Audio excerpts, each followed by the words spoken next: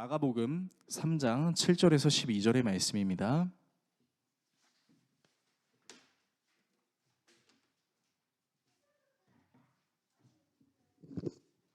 마가복음 3장 7절에서 12절의 말씀, 신약성경 56페이지 내지는 57페이지입니다.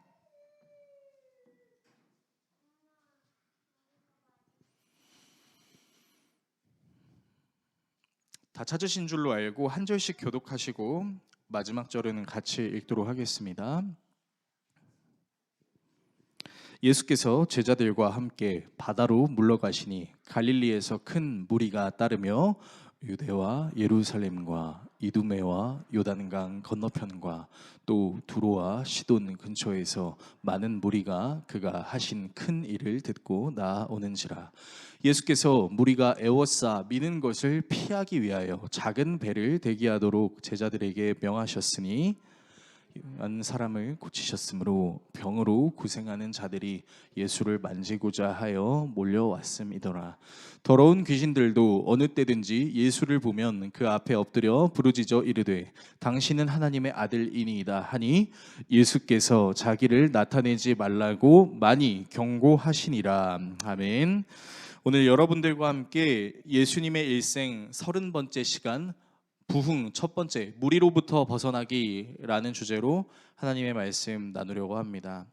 저는 오늘 주일과 다음 주 주일을 통틀어서 여러분들과 부흥에 대한 개념을 좀 나누어 보려고 합니다. 그래서 오늘은 그 부흥 첫 번째 시간 이제 무리로부터 벗어나라라는 내용으로 하나님의 말씀을 나누려고 해요. 여러분, 교회가 부흥하는 방법이 무엇이라고 생각하십니까? 흔히 우스갯소리로 교회가 부흥하는 방법은 단순합니다 라면서 이렇게 말하는 사람들이 많이 계세요. 교회에서 기도하는 모든 것들이 다 이루어지면 사람들이 교회에 옵니다. 정말 맞는 말인 것 같죠. 삶의 문제나 고민거리들이 막힘없이 해결된다. 기도하면 정말 기도하는 대로 하나님께서 응답을 해주시더라 라는 말을 듣게 되면요, 여러분, 사람들이 진짜 교회에 많이 와요. 여러분들이 이름만 들어도 알 수 있는 교회들이 몇 개 있죠. 이제 흔히 우리가 말하는 메가처치, 이제 규모가 큰 교회들의 특징 중에 하나가 뭐냐면 그 교회에서 기도했더니 그 기도의 응답이 많이 이루어졌더라.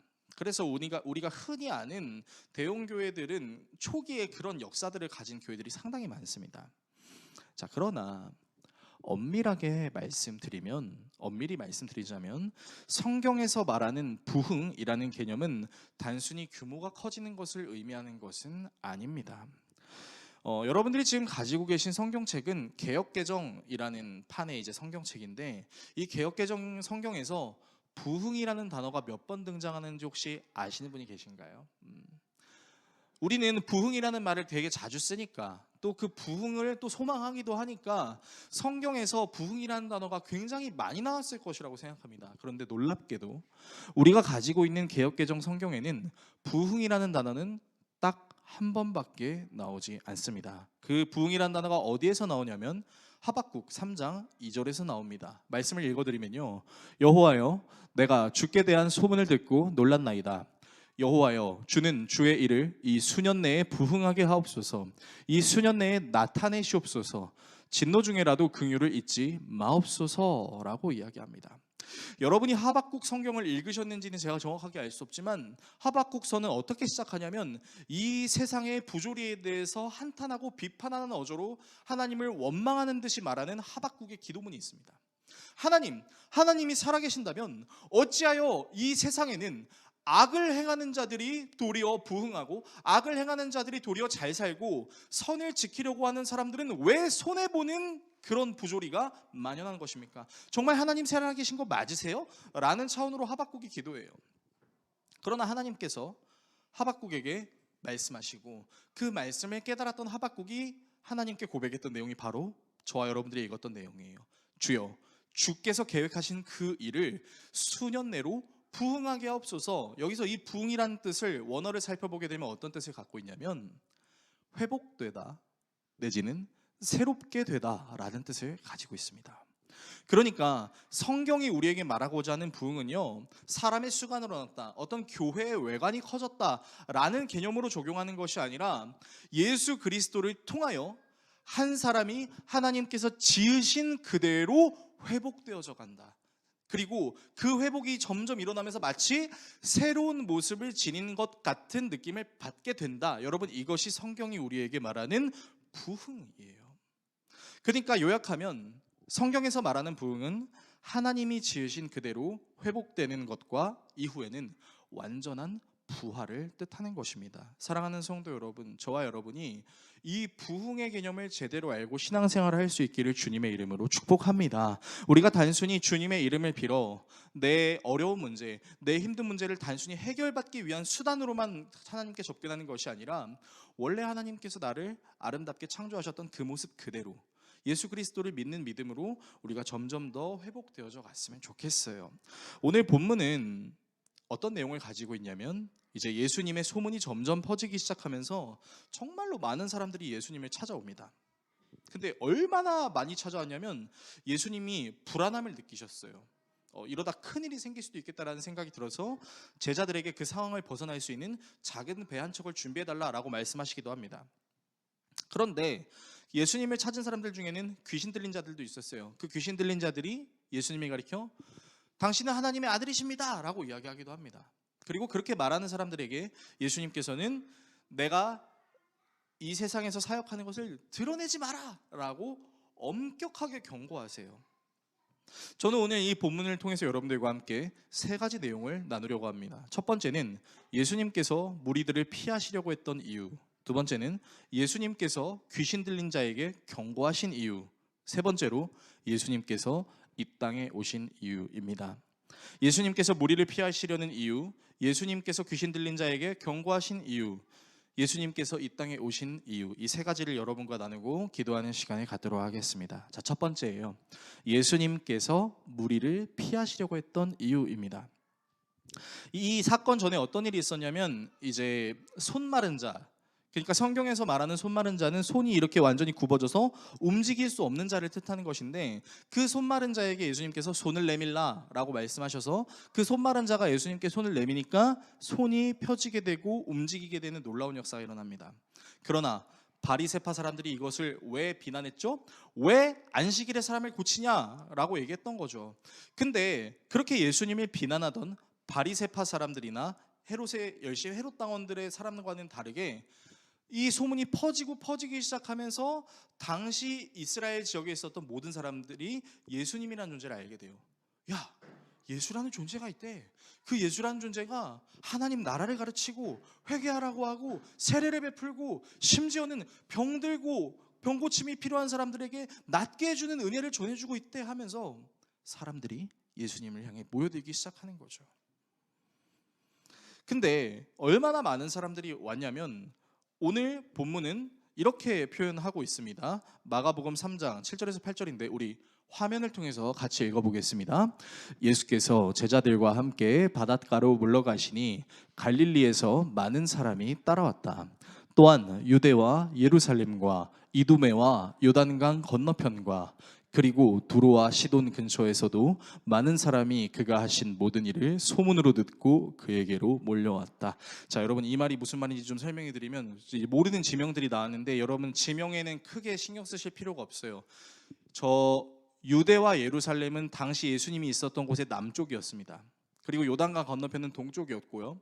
두로와 시돈은 북서쪽이에요. 그러니까 쉽게 말하면 동서남북을 막론하고 이 예수님을 만나기 위해서 수많은 사람들이 온 거예요.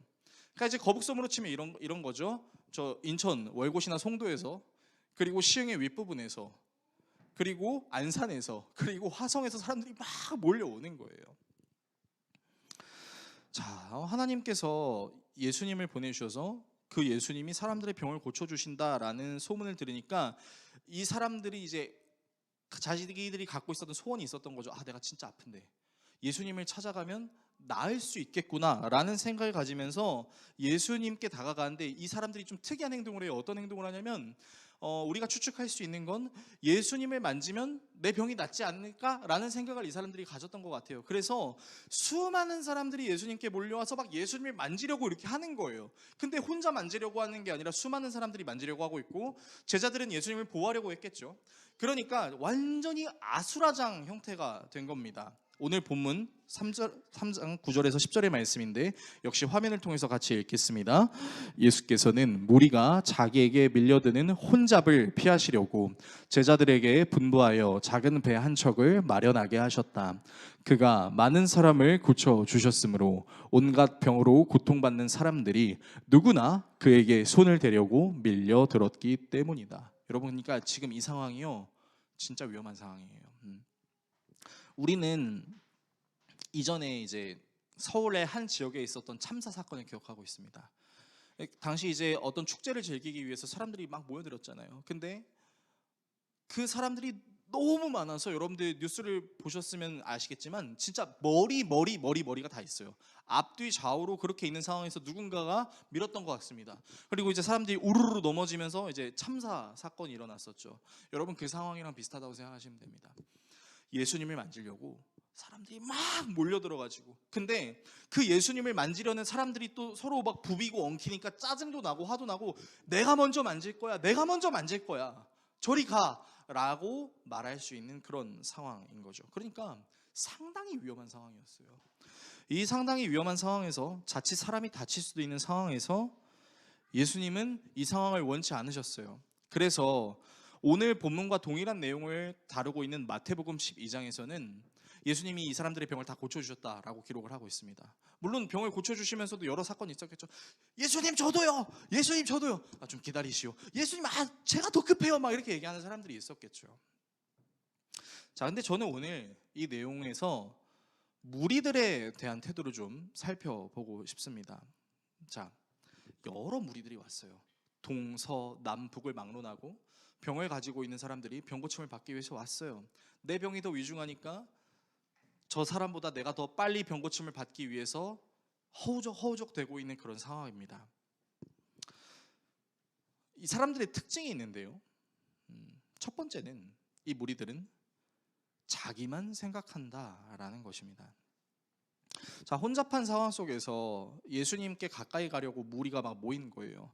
그러니까 여러분, 좁은 공간에서 이제 그 사람을 막 만지려고 가면은 위험한 일들이 일어나는 거, 우리가 뉴스를 통해서도 막 연예인이 지나갈 때 막 그 펫에서 오빠 막 이러면서 막 잡으려고 하는 거 봐도 얼마나 위험합니까? 자, 그런데 그 오빠라고 외치는 사람들의 대부분의 특징은 뭐냐면요, 괜찮으세요? 라고 얘기하지 않고 저 오빠를 만지기 위해서, 저 누나를 만지기 위해서 오로지 자기가 저 사람을 만지고 싶은 생각에 몰입하고 있어요. 그래서 어떤 일이 일어나냐면요, 내 옆에 사람이 밀려나거나 내 옆에 있는 사람이 넘어져도 크게 신경 쓰지 않습니다. 오직 자기만 생각한다는 것이죠. 두 번째입니다. 이 무리들의 특징은요, 자기만의 환상을 갖고 있습니다. 자, 이 사람들이 여러 병들이 있었을 거예요. 뭐 성경에서 흔히 말하는 중풍병, 혹은 나병, 혹은 여러 가지 병들이 있었겠죠. 그게 뭐 관절이 꺾이거나 뼈가 상하거나 피부가 상하거나 마음이 상하거나 여러 가지 질병을 갖고 있었을 겁니다. 자, 근데 이 사람들이 특이한 행동을 하는데, 그게 뭐냐면 예수님을 만지려고 해요. 그러니까 예수님이 나를 만지면 모든 병이 나을 거라고 말씀하신 적은 없으셨어요. 근데 이 사람들이 왜 예수님을 만지려고 했을까요? 이 예수라는 존재를 만지면 내가 앓고 있는 병이 낫게 되지 않을까라는 어떤 환상을 갖고 있는 거죠. 근데 여러분, 생각해 보세요. 예수님을 만져야만 우리의 병이 낫는 건가요? 아닙니다. 우리는 계속해서 성경의 내용을 살펴보고 나중에도 살펴보게 되겠지만, 예수님께서 이제 백부장의 종을 고치시는 장면이 나옵니다. 근데 그 백부장, 100명의 부하를 거느리는 장수의 종이 아팠어요. 근데 이 백부장의 종을 너무 아꼈던 백부장이 예수님께 나아가서 내 종의 병을 고쳐주십시오라고 얘기해요. 근데 백부장이 뭐라고 얘기하는지 아세요? 이렇게 얘기합니다. 예수님, 말씀만 해주세요. 예수님이 말씀만 하시면 제 백부장의 종이 병 고침을 받을 겁니다. 여러분, 이거 진짜 얼마나 대단한 믿음입니까? 예수님 일로 와가지고 좀 만져주세요. 예수님 일로 와서 좀 안수 좀 해주세요. 그렇게 할 법도 한데요, 이 백부장은요, 예수님이 말씀하시면 낫는다라고 생각하는 거예요. 물론 이것도 환상일 수 있지만 좀 더 고차원의 환상이죠. 어떤 환상이죠? 하나님이 말씀으로 이 세상을 창조하셨다는 것을 믿기에 예수님께서 말씀만 하시면 나을 수 있다라는 고차원적인 믿음이죠. 그런데 이 사람들은 그렇게 얘기하잖아요. 예수님, 제가 예수님을 만질 수 없으니까 거기서 내 병이 낫게 될 거다라고 말씀해 주세요라고 아무도 얘기 안 해요. 지금 모여드는 사람들이 어떻게 해요? 다 예수님을 만지려고, 옆에 있는 사람들이 이꺼먹건 밀치고 에워싸면서 예수님을 만지려고 해요. 예수님이 나를 만지면 너희들의 병이 나을 거야 라고 얘기하신 적 있어요? 없어요? 없어요. 자신이 가지고 있는 환상을 가지고 예수님을 대하고 있는 것이죠. 세 번째입니다. 이 무리들은요, 목적을 가지고 예수님을 찬양했습니다. 자, 이 무리 중에는 어떤 사람들이 있었냐면 귀신 들린 자들이 있었어요. 오늘 우리가 읽은 마가복음 성경에는 귀신들이라고 나와 있는데, 문맥상 그리고 전후 문맥상 그리고 이 마가복음의 특정상 여러분, 귀신들에게 예수님이 꾸짖으신 것이 아니라, 정확하게 말씀드리자면 이 귀신에게 홀린 사람들에게 이제 예수님께서 말씀하시고 계신 장면이에요. 뭐 어떤 귀신이 들렸는지는 정확하게 알 수 없지만, 자, 이 귀신 들린 자들이 예수님을 보면서 뭐라고 얘기했냐면, 당신은 하나님의 아들입니다 라고 얘기합니다. 이 사람들이 왜 하나님의 아들이라고 얘기했을까요? 우리는 종종 그런 일을 경험할 때가 있습니다. 어떤 일을 경험하냐면, 내가 무언가 얻고자 하는 것이 있고, 내가 얻고자 하는 것이 어떤 사람에게 있어요. 그러면 우리는 먼저 뭘 하냐면 그 사람을 칭찬을 합니다. 예를 들어서 내가 정말 좋아하는 어떤 배우의 친필 사인을 가지고 있는 뭐 교회 집사님이 계신다고 한번 생각을 해볼게요. 그러면 여러분, 대놓고 달라고 얘기 안 해요. 어떻게 하냐면, 집사님 안녕하세요 이렇게 먼저 반갑게 인사해요. 집사님 오늘 너무 예쁘다. 집사님 오늘 화장 진짜 잘 됐어. 근데 사실 집사님은 화장 잘 안 돼도 원래 예쁜 거 아시죠? 이러면서 막 깨방정을 떠는 거죠. 그러니까 일단 그 사람의 기분을 좋게 해주는 거예요. 물론 집사님은 아실 거예요. 이 녀석이 도대체 무슨 꿍꿍이를 가지고 나한테 이런 얘기를 하는 거지? 라고 갖고 있지만, 그래도 귀엽잖아요. 이렇게 뭔가를 얻기 위해서 애쓰는 게. 그래서 이제 칭찬해요. 그 사람을 높여줘요. 그리고 그 사람이 가지고 있는 것을 내가 가지려고 해요. 여러분은 그러신 적 없으십니까? 저는 그런 적이 굉장히 많이 있었습니다. 제가 부교육자 시절에 제 담임 목사님께 얻고자 하는 것을 얻기 위해서 항상 저는 빌드업이라는 것을 거쳤습니다. 목사님, 원래도 멋졌지만 오늘은 더 멋지신 것 같습니다. 하하하 이러면, 너 뭐 갖고 싶은데 그래? 그렇게 말씀을 하셨었어요, 담임 목사님이. 자, 그래서 저나 여러분이나 누군가를 찬양할 때는 어쩔 수 없는 사람이라 목적이 있을 수 있다라는 거죠. 그러니까요, 정리하면 이 무리들의 특징이요, 자기만 생각하고 자기만의 환상을 갖고 있고 자기의 목적을 위해서 누군가를 찬양한다라는 겁니다. 이 모든 것을 요약하면 나 자신을 위해서, 나 자신의 소원을 이루기 위해서 행동하는 겁니다. 저는 여러분이 하나님께 소원을 두고 기도하는 것이 잘못됐다라고 얘기하는 건 아니에요. 여러분 정말 오해하면 안 돼요. 우리는 하나님께 늘 소원을 구하면서 살아가야 합니다. 그런데요, 진짜 신앙이라고 말할 수 있는 건요, 내가 얻고 싶은 것을 얻기 위해서 하나님께 잘 보이는 것이 아니라, 하나님께서 내게 가르치고자 하시는 것이 무엇인지를 궁금해하는 거. 하나님이 도대체 나한테 뭘 가르치려고 하시는 것일까라는 것을 궁금해하고 그것을 추구하는 것. 그런 태도로 나아가지 않고 하나님을 통해서 무언가를 얻으려고만 한다면, 여러분, 우리는 솔직히 말해서 하나님이 좋은 게 아니라 하나님을 통해서 얻게 될 무언가를 더 좋아하게 될 수도 있습니다. 예수님께서 엄청난 기적들을 많이 행하셨는데, 그 중에 여러분이 대표적으로 알고 있는 사건이 오병이어입니다. 떡 5개와 물고기 2마리. 그 떡 5개도 큰 떡이 아니었어요. 물고기도 큰 물고기가 아니었습니다. 어린 소년이 한 끼 대충 때울 수 있을 정도의 작은 규모의 식사였어요. 그러나 그 떡 5개와 물고기 2마리를 예수님께서 축사하시고 제자들을 통해서 떼어 나눠주실 때 5,000명이 넘는 사람, 기록에는 5,000명이지만 당시에는 여자와 작은 아이들을 셈하지 않았기 때문에 더 많은 사람이 있었겠죠. 그리고 나서도 여러 광주리가 남았어요. 이때 많은 사람들이 눈이 완전히 돌아버립니다. 그래서 어떤 일이 일어나냐면, 예수님께서 이 사람들의 마음을 아시고 또 그 자리에 피하세요. 그 5,000명이 넘는 인원들이 그 예수님을 찾기 위해서 바다를 건너갑니다. 어딨어? 그 오병이어의 대단한 기적을 일으킨 그 사람 어디 있어? 우리가 찾아야 돼. 그래서 끝내 찾아내요. 진짜 대단해. 대한민국 사람들 같아요. 목적을 위해서는 정말 수단과 방법을 가리지 않는. 그리고 나서 예수님을 찾아내니까 예수님이 뭐라고 말씀하시냐면 이렇게 말씀하세요. 요한복음 6장 26절인데 화면을 통해서 제가 읽어드리도록 하겠습니다. 예수께서 그들에게 말씀하셨다. 그냥 읽어드릴게요. 내가 진정으로 너희에게 말한다. 너희가 나를 찾는 것은 표징을 보았기 때문이 아니라 빵을 먹고 배가 불렀기 때문이다. 예수님이 정확하게 팩트를 꼬집으시죠. 니들 하나님이 너희들에게 보여주고자 하는 표징 찾으러 온 거 아니잖아. 배불러서 왔잖아.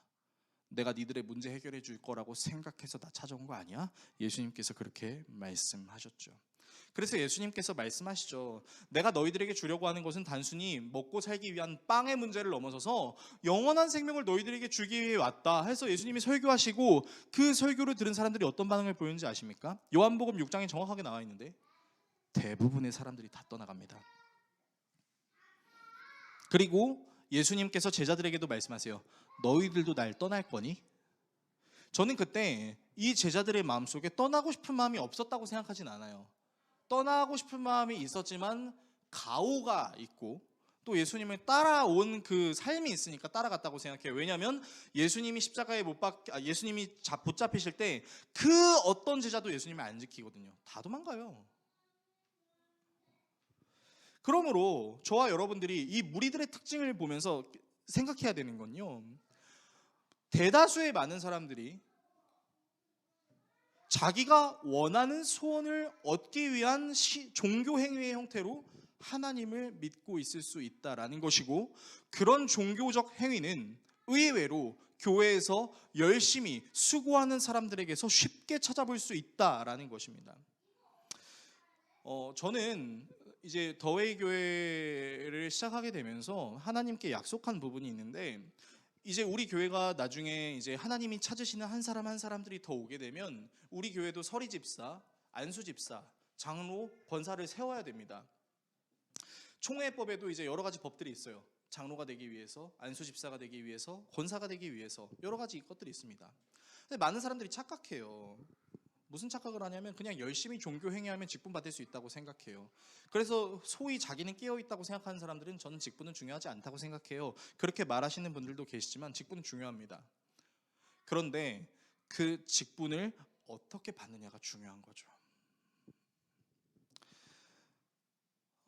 저는 기성교회를 비판하고 싶은 생각은 없지만 많은 기성교회들 가운데 제가 안타깝다라고 생각하는 부분들이 뭐냐면요, 장로님들이 장로가 되면 그 겸손하셨던 목이 이게 굳어요. 반말을 안 하시던 장로님이 어느 순간부터 반말을 하기 시작합니다.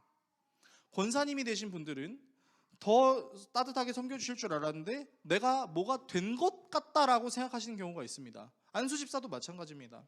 그러니까 원래 벼는 익을수록 고개를 숙여야 되고 하나님을 사랑하는 사람들은 높은 자리에 올라갈수록 더 숙여야죠. 근데 반대가 돼요. 뚝뚝뚝뚝뚝뚝 이렇게 쓰는 거죠. 그래서 자기한테 인사하면 일로 와봐 이러고. 제가 너무 충격받았던 게, 제가 예전에 사역했던 교회, 이름은 얘기하지 않겠습니다. 그 교회에서 이제 제가 전도사로 사역을 하고 있었는데 한 장로님께서 저에게 뚜벅뚜벅 다가오시는 거예요. 그러더니 이렇게 말씀하시는 겁니다. 어이 정전도사, 우리 교회 어때? 사역은 할만해? 봉 쪘어요. 뭐지? 뭐 하시는 거지? 앞으로 열심히 해봐. 어깨를 툭툭 치시는 거예요. 그러다가 저를 지나고 나서 담임 목사님을 만났는데 담임 목사님께서 목사님 안녕하십니까? 딱 이러면서 또 이렇게 인사를 하는 거죠. 진짜 짜증이 났어요. 그리고 저랑 비슷한 일을 겪었던, 제가 속해 있었던 총신대학교 신학과 교수님 중에 한 분도 이런 똑같은 일을 당하셨는데, 그 교수님도 열이 받아서 이렇게 얘기했대요. 그 교수님이 이제 전도사 사역을 시작하던 시절 똑같이 장로님이 와서 얘기하는 거예요. 윤 전도사 잘 사역하길 바래. 그래서 그 교수님이 너무 화가 나셔서 그래 박 장로 나도 잘할 테니 당신도 잘해보시게, 이렇게 얘기를 했다는 거예요. 그러니까 이제 장로님이 완전 당황을 하신 거죠. 그리고 나서 장로님한테 가가지고 자 전사님 죄송합니다. 그리고 교수님도 장로님 제가 무례를 저질렀습니다. 그래서 둘이 절친이 됐대요. 물론 이런 교회의 역사는 많진 않습니다. 이제 전도사가 박장로 이러면 이제 장로회에서 큰일 나겠죠. 당회를 열어가지고 우리 교회에 이번에 들어온 신임 전도사가 버르장머리가 없는데 뭐 이렇게 얘기를 할 수 있을 것이고, 전도사는 또 자기 동료 전도사들한테 야 진짜 한국교회 노답이야 이러면서 얘기를 하겠죠. 내가 목표와 수단에 걸어서 어떤 직분에 올랐다고 해서 그 직분이 나의 권력을 남용하고 내가 원하는 것을 휘두를 수 있는 수단은 아닌 거죠. 오히려 예수 그리스도를 닮기 원하는 마음으로 더 겸손하고 하나님께서 가르쳐 주신 덕을 끼치는 거죠.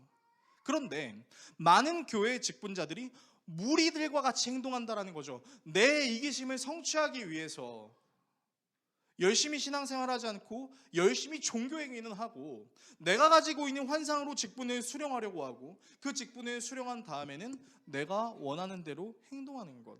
여러분, 직분자들 뿐일까요? 많은 그리스도인들도 마찬가지입니다. 여러분, 우리가 내가 왜 예수를 믿고 내가 왜 그리스도인으로 살고 싶은지에 대한 정확한 목표가 없으면 우리는 어쩌면 하나님을 통해서 무언가를 얻게 되는 그 순간에만 우리의 신앙이 뜨거워질 수 있다는 겁니다. 고3들에게는 수능이 될 수 있을 것이고, 대학생들에게는 취업 준비가 될 수 있을 것이고, 취직도 하고 나름 자리를 잡은 사람들은 결혼하고 싶어서 하나님을 찾게 되는 것이죠. 여러분들께 권면드립니다. 저와 여러분의 신앙이 무언가를 얻기 위해서 무리들과 같이 하나님께 나아가는 것이 아니라 주님께서 가르쳐 주시는 복음을 온전히 깨닫고 그것을 이 세상에 실천하기를 소망하는 마음으로 좁은 길을 걷기 원하는 저와 여러분이 될 수 있기를 주님의 이름으로 축복합니다. 자, 두 번째입니다. 예수님이 귀신 들린 자들을 꾸짖으신 이유입니다. 자, 예수님을 찾아왔던 사람들 중에는 귀신 들린 자들도 있었습니다. 그러니까 다시 한번 말씀드리지만 개역개정에는 더러운 귀신들이 라고 나와 있지만 이것을 문맥적으로 해석하면 귀신 들린 사람들입니다. 자, 근데 이 귀신 들린 사람들이 예수님을 보고 뭐라고 하냐면 당신은 하나님의 아들이에요 이렇게 얘기를 하는 거예요. 오늘 본문 11절에서 12절의 말씀 화면을 통해서 같이 읽겠습니다. 또 악한 귀신들은 예수를 보기만 하면 그 앞에 엎드려서 외쳤다. 당신은 하나님의 아들입니다. 그러면 예수께서는 나를 세상에 드러내지 말아라 하고 그들을 엄하게 꾸짖으셨다. 엄하게 꾸짖으셨어요. 사실 이 귀신 들린 사람들이 예수님께 말을 하는 걸 보면은 이 귀신 들린 자들은 예수님을 주인으로 인정하진 않았어요. 그래서 이제 원어를 살펴보게 되면은 큐리오스라고 기록되어 있지 않고 쉬라고 기록되어 있어요. 그러니까 2인칭이죠. 당신은. 그러니까 정말 하나님의 아들이라는 어떤 존경, 경외의 마음을 담았다면 주님은 이라고 얘기했겠죠. 근데 이 귀신 들린 사람이 주님이라고 얘기하지 않고 당신이라고 하는 거예요. 그러니까 이 귀신 들린 자들은요, 지금 예수님을 진짜로 하나님의 아들로 보고 있는 것이 아니라는 것입니다. 그래서 예수님은 그 사람들의 저희를 확실하게 깨닫고 귀신 들린 자에게 뭐라고 얘기하셨냐면 나를 세상에 드러내지 마라 라고 엄하게 꾸짖으십니다. 자, 우리는 이 본문을 보면 단순히 자신의 겸손함을 위해서 나를 죽여 세우지 마라 라고 얘기하는 건가? 라고 생각하실 수도 있어요. 그런데 예수님께서 이 귀신 들린 자들을 꾸짖으신 이유는 하나입니다. 그것이 무엇이냐면 구약시대 때 선지자 이사야가 예언했던 그 모습들을 그대로 이루기 위함입니다. 오늘 우리 마가복음의 본문과 동일한 본문을 다루고 있는 마태복음 12장 15절에서 21절을 우리가 화면을 통해서 같이 한번 읽어보겠습니다. 그러나 예수께서 이 일을 아시고서 거기에서 떠나셨다. 그런데 많은 무리가 예수를 따라왔다. 예수께서는 그들을 모두 고쳐주셨다. 그리고 자기를 세상에 드러내지 말라고 단단히 당부하셨다. 이것은 예언자 이사야를 시켜서 하신 말씀을 이루시려는 것이다. 보아라, 내가 뽑은 나의 종, 내 마음에 드는 사랑하는 자, 내가 내 영을 그에게 줄 것이니 그는 이방 사람들에게 공의를 선포할 것이다. 그는 다투지도 않고 외치지도 않을 것이다. 거리에서 그의 소리를 들을 사람이 없을 것이다. 정의가 이길 때까지 그는 상한 갈대를 꺾지 않고 꺼져가는 심지를 끄지 않을 것이다. 자, 말씀을 보세요. 마태는, 세리 레위는, 예수님의 제자 마태는 이 사건을 이렇게 기록합니다. 예수님께서 귀신 들린 자들에게 나를 세상에 드러내지 마! 하고 경고했던 그 이유는 선지자 이사야의 예언을 이루기 위함이었다. 그 선지자 이사야의 예언이 뭡니까?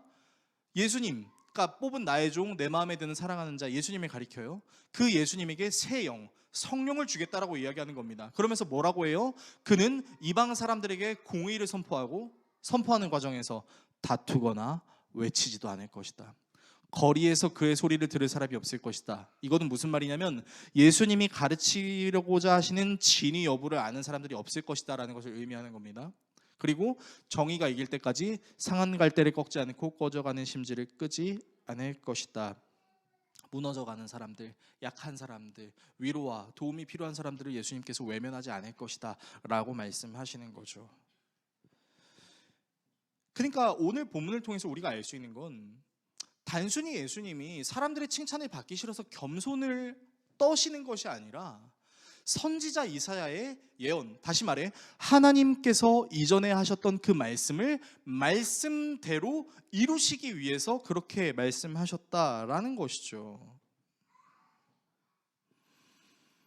여러분, 하나님의 아들이라는 말이 얼마나 대단한 말입니까? 당시의 말이에요. 당시 유대인들은 돌아올 메시아를 기다리고 있었어요. 근데 그 돌아올 메시아의 아들이라고 얘기하는 것은 엄청난 권위를 칭찬하는 거예요. 그런데 여러분, 예수님께서는 이 칭찬을 받지 않으셨어요. 나는 그저 하나님의 말씀대로 행하는 것뿐이야 라고 말씀하시고 예수님께서는 묵묵히 자신의 때가 오기를 기다리셨죠. 그래서 예수님께서 자주 하셨던 말씀이 있어요. 제자들에게 아직 내 때가 이르지 않았습니다. 자신의 어머니 마리아가 포도주가 없다고 말씀하셨을 때도 여자여 아직 내 때가 이르지 않았습니다 라고 이야기하죠. 그리고 당신은 하나님의 아들입니다 라고 말했던 이 발언이 우리가 조금 더 기억력을 되돌아보면 예수님께서 사역을 시작하시기 전에도 들었던 말입니다. 어떤 사건이었을까요? 바로 예수님께서 성령을 받으신 이후 가장 처음으로 당했던 마귀의 시험입니다. 여러분들은 알고 계실 겁니다. 예수님께서 성령을 받으신 이후에 40일 주야로 금식하시며 광야에서 기도하고 계셨던 그때에 예수님께서 마귀의 시험을 당하셨던 적이 있어요. 근데 마귀가 세 가지 시험을 내죠. 돌이 떡이 되게 하라, 높은 곳에서 떨어져라, 나를 경배하라. 이 세 가지 시험을 내는데 이 세 가지 시험 중에 두 가지 시험에서 공통적으로 드러나는 질문이 있습니다. 그게 무엇이냐면 돌이 떡이 되게 하라와 높은 곳에서 떨어져 봐라. 이 질문 앞에 뭐가 있냐? 네가 하나님의 아들이거든. 우리는 이거를 이렇게 생각해요. 너 진짜 하나님의 아들이야? 너 진짜 능력 있어? 돌이 떡이 되게 해봐. 높은 곳에서 떨어져 봐. 해봐. 근데 마귀는 그런 의도로 예수님께 질문한 게 아니었어요. 마귀가 예수님을 몰랐을까요? 알죠. 예수님이 하나님의 예언대로 이 땅의 모든 인류를 구원하시기 위해 왔다라는 존재를 알죠. 그러니까 마귀는 진짜 예수님이 능력을 발휘할지 안 할지가 궁금해서 그런 질문을 한 게 아니에요. 우리가 예전에도 예수님의 일생을 통해서 다뤘지만 마귀가 예수님께 이런 질문을 하는 이유는 뭐냐면요, 너 그냥 네가 발휘할 수 있는 그 능력 그냥 그대로 발휘하면서 살면 되지 않아? 굳이 인간을 구원하기 위해 네가 인간의 옷을 입고 이 땅에 내려와서 십자가에 못 박혀 죽어야겠어? 그렇게 하나님 말씀대로 굳이 따르지 않더라도 너 하나님이랑 동일한 존재시잖아요. 이게 뭘 의미하는 거냐면 하나님의 말씀대로 예수님이 행동하지 못하게 만드는 거에 의도가 있는 거예요. 마귀가 태초의 인류였던 아담과 하와를 꼬드기는 방법이 뭐였어요? 하나님의 말씀대로 행하지 않게 하려는 거였잖아요. 마찬가지로 예수님께서 하나님의 사역을 하시기 위해 이 땅에 내려오셨는데 그 사역을 하지 않게 하기 위해서 마귀가 그런 질문을 던졌다라는 거죠. 그러면 그 내용을 그대로 가지고 와서 오늘 본문에 적용하면 귀신 들린 자, 다시 말해 사탄의 말을 따르는 그 자들이 지금 예수님의 사역을 뭐 어떻게 하려고 하는 거예요? 못하게 하려고 막는 거죠. 굳이 당신이 십자가에 달릴 필요가 있습니까? 당신 하나님이랑 동일한 존재인데 다른 방법으로 구원할 수 있지 않습니까? 그러나 예수님께서는 선지자 이사야의 예언, 즉 하나님께서 선지자 이사야를 통해서 하신 말씀을 그대로 이루시기 위해 나를 세상에 드러내지 마라! 라고 귀신 들린 자에게 떠드는 거죠. 그러니까 저와 여러분이 이 내용을 통해서 좀 깨달아야 되는 게 뭐냐면요, 우리는 신앙생활하면서 하나님께서 나를 통해 이루고자 하는 것이 무엇인가를 고민을 하는 것보다 하나님을 통해서 내가 얻고자 하는 것을 어떻게 하면 얻을 수 있을까를 더 고민한다라는 거죠. 내가 신앙생활 열심히 해, 11조도 해, 주일 성수도 해, 봉사도 해, 뭐도 해. 내가 이렇게 하면 하나님께서 나의 기도 좀 들어주시겠지? 천만의 말씀.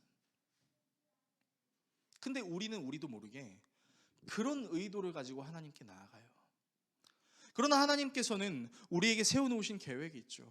우리가 어떻게 신앙적으로 성장하고 어떻게 그리스도의 장성한 분량으로 세워져 가는지에 대한 하나님의 계획이 있어요. 그러면 우리가 궁금해해야 되는 것은, 하나님 나를 어떻게 그리스도의 장성한 분량으로 성장시키실 겁니까? 그 길이 좁은 길이더라도 내가 가기를 원합니다. 그 좁은 길을 걸어갈 수 있는 능력으로 나와 함께 해주세요. 그렇게 기도해야 되는 거죠. 근데 우리는 하나님이 내게 하시려는 일이 무엇인지를 궁금해하는 마음보다는 하나님을 통해서 얻게 될 나의 것이 무엇인지에 대해서 궁금해하는 경우가 너무나 많이 있습니다. 그리고 그런 분들은 자기의 뜻대로 되지 않으면 교회를 떠납니다.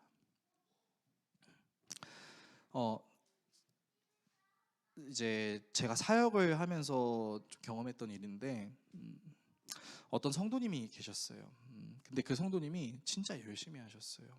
새벽 기도, 수요 예배, 주일 예배, 공예배 다 잘하시고, 봉사도 열심히 하시고, 헌금 생활도 잘하고, 자기랑 별로 친분이 없어도 교회 경조사가 일어나면 그 경조사들에 다 참여하셨어요. 그러니까 제가 생각해도 진짜 대단하다라는 생각이 들어요. 저는 하나님의 말씀에 증거하고 이웃을 사랑하는 것을 실천해야 되는 교역자, 목사이지만 솔직하게 말씀드리면 결혼식이나 장례가 너무나 먼 곳에 있으면 제 마음도 너무나 두렵고 떨리는 마음이 생기는 경우도 있습니다. 경주라고? 계산하면 10시간 하루는 다 쓰겠네. 이런 염려를 저도 해요. 물론 위로하는 마음 당연히 있죠. 그러니까 가긴 가지만 그냥 정말 순전한 마음으로 위로하는 마음만 갖고 가면 얼마나 좋겠어요. 저같이 목사라고 하나님의 말씀을 증거하는 사람도 썩었어요. 저도 하나님의 은혜가 없이는 정말 하나님의 말씀을 바로 증거할 수 없는 사람임을 인정합니다. 자, 그래서 저는 그분이 되게 존경스러웠어요. 진짜 열심히 해, 진짜 대단해, 어떻게 저렇게 할 수가 있지? 라는 생각을 했었는데, 그분의 담임 목사님께 계속 원하는 무언가가 있었습니다. 지금 생각해 보면 어떤 직분을 받으려고 했던 건지, 아니면 어떤 행사를 하고 싶었었던 건지 정확하게는 알지 못하겠어요. 근데 이제 목사님이 안 된다고 계속 거절했습니다. 저는 그 상황이 아직도 잊혀지지가 않아요. 성도님이 이렇게 웃고 계시는 눈이 이렇게 변하는 거예요. 그러면서 죄송해요, 하지만 실화입니다. 야! 목사님한테 이렇게 소리를 지르는 거예요. 그래서 목사님이 깜짝 놀랐어요. 그리고 나서 이제 흔히 여러분들이 잘 알고 계시는 이제 육두 문자들이 이제 남발을 하기 시작하는 거죠. 네 신발 검정 색깔이야! 막 이러면서 이제 막 욕을 하는 거예요. 다 벙찐 거죠. 그리고 그분이 유유히 나가셨습니다. 진짜 깜짝 놀랐어요. 근데 한편으로는 그 성도님이 너무 안쓰러웠어요. 그러니까 이분은 하나님께서 내게 원하시는 것이 무엇인지를 계속해서 고민하고 그거를 계속 실천하는 것이 없진 않았겠으나 그 마음보다 더 컸던 것이 있었던 거죠. 내가 이렇게 하면 내가 여기서 이걸 할 수 있겠지, 저걸 할 수 있겠지라는 어떤 나의 목적 의식이죠. 여러분, 성도만 그럴까요? 아니요, 목사들도 그렇습니다. 여러분 진짜 목사 위해서 기도 많이 해주시고, 여러분 정말 목사가 하나님의 말씀을 전한다는 이유만으로 너무나 존경받고 있는 이 한국교회의 문화 세태를 우린 좀 조심할 필요가 있어요. 만약에 목사가 똑바로 설교하지 않았어요, 근데 우리 성도들이 아멘 해줘요. 그러면 목사들이 착각합니다. 역시 나의 설교는 위대해, 역시 난 하나님의 말씀을 증거하는 자야. 저는 그렇게 생각하지 않아요. 저는 설교자 등단에 오를 때마다 무서워요. 어떤 게 무섭냐면, 제가 하나님의 말씀에 똑바로 증거하지 못해서 성도들이 이상한 성경 지식을 갖게 되면 어떡하지? 내가 하나님의 말씀을 증거했을 때 성도들이 아멘 해주시고 웃어주시고 울어주시고 반응하는 게 하나님이 여기서 일하시지가 아니라 나 사람 올릴 수도 있고 웃길 수도 있잖아, 스피치 능력이 이 정도 되는 거 아니야 라고 생각할까 봐 무섭고 진짜 그런 생각이 들 때가 있어요. 그래서 설교를 열심히 준비하다가 되게 웃기는 게 뭔지 아세요? 자기 설교 준비하다가 눈물을 흘려요. 완전히 나르시즘에 푹 빠진 거지. 성도들이 울면서 반응하겠다. 진짜 잘 쓴 것 같아.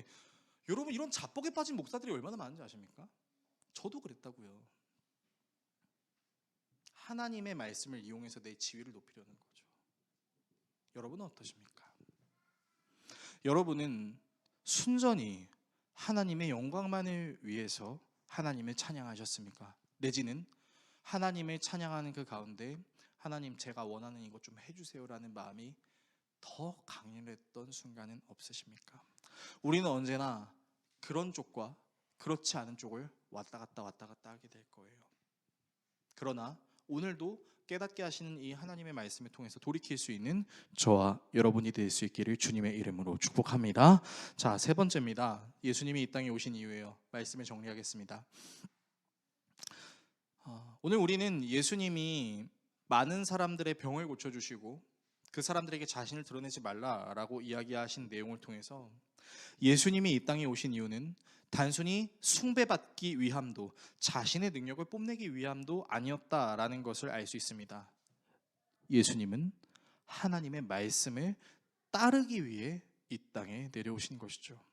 예수님의 사역은 공의를 실천하는 거였어요. 그 공의는 궁극적으로는 하나님의 형상이 훼손된 사람들의 회복을 위하여, 그리고 진정한 부흥을 이루시기 위해 이 땅에 내려오신 거죠.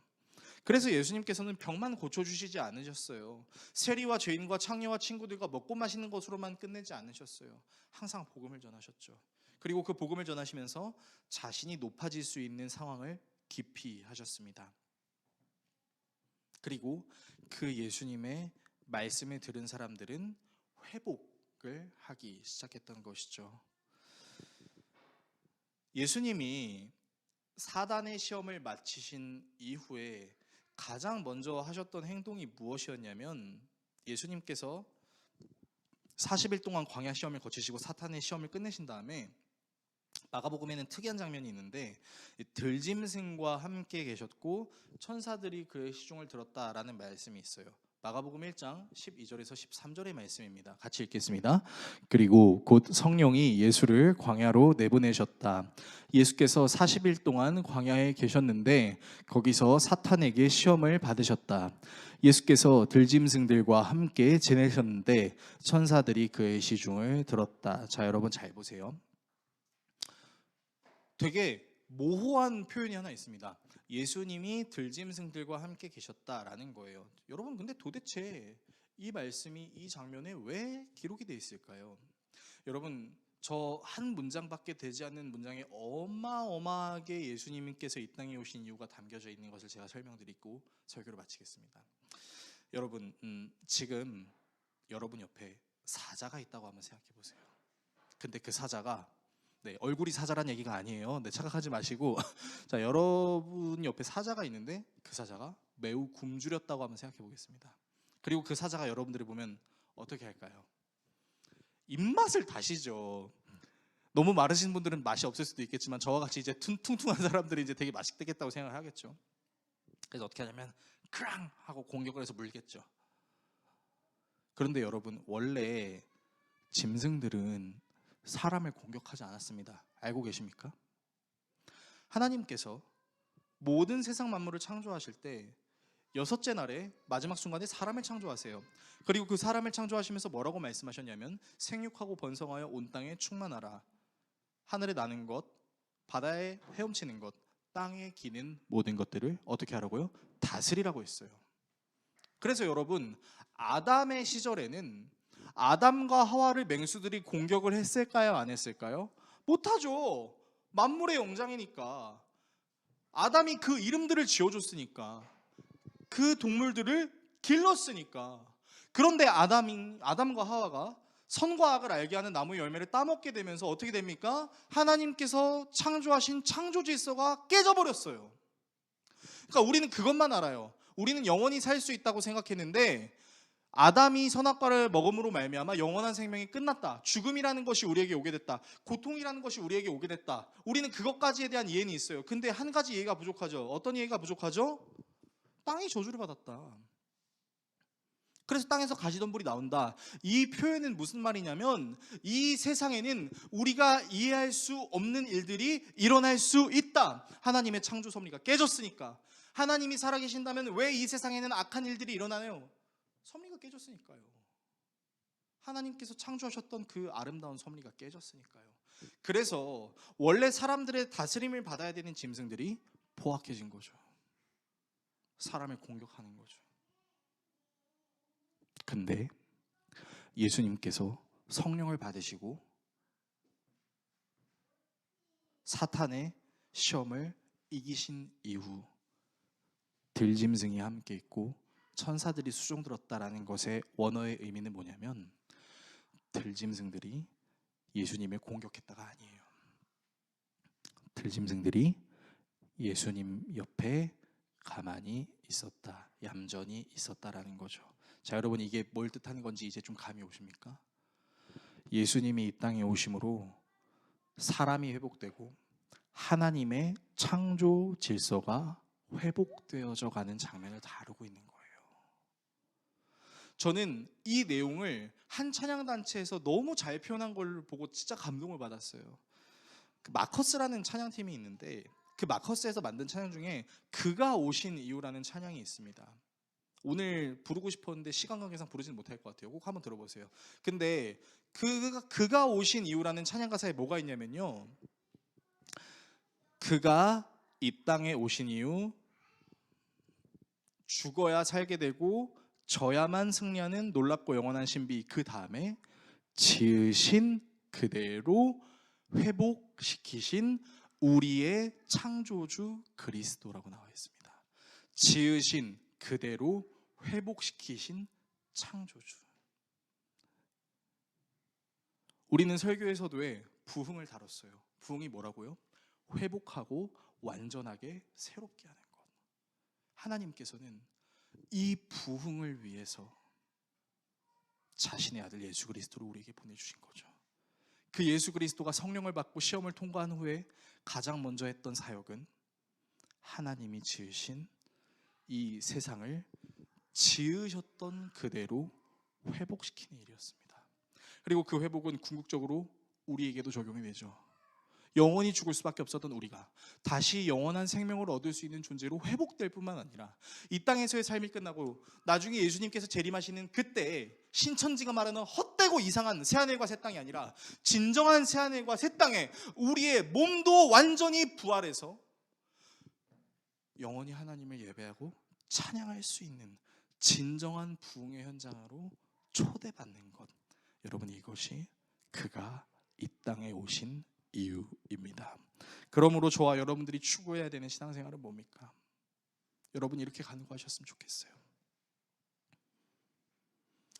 우리는 코로나 시간을 통해서 너무나 많이 절망하고 너무나 많이 힘든 그런 시간들을 가졌습니다.